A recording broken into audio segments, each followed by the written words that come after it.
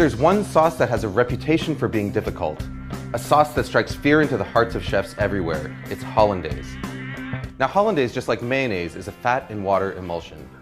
Normally when you mix together fat and water, the fat's going to separate and float on top of the water in a greasy layer.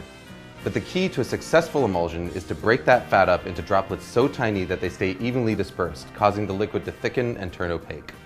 Traditionally, the way that you do this is by whisking together egg yolks and lemon juice in a double boiler until they're hot and frothy, and then slowly whisking in butter in a thin and steady stream.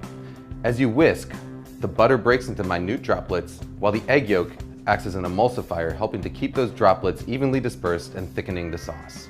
What you get is a creamy, smooth sauce with a rich texture and mild flavor that's perfect for vegetables, fish, and eggs. But there's a lot of ways it can go wrong. If you don't whisk fast enough, or if you add your butter too fast, the sauce will end up greasy and broken. If you don't cook your eggs enough, it won't thicken properly, but if you cook them too much, you end up with broken scrambled eggs. The fact of the matter is, if you want to learn how to do it the traditional way, the road to perfect Hollandaise is paved in broken sauces. But here's the good news.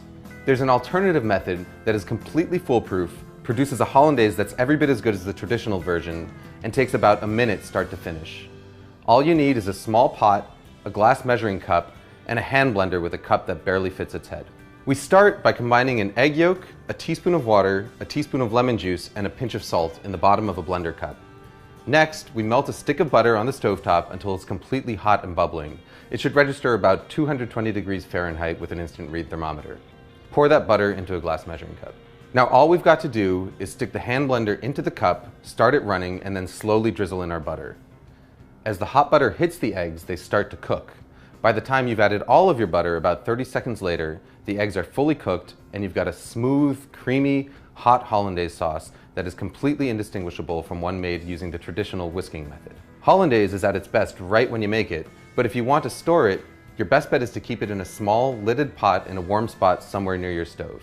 Just make sure that you use it within a couple of hours. Food Lab signing out.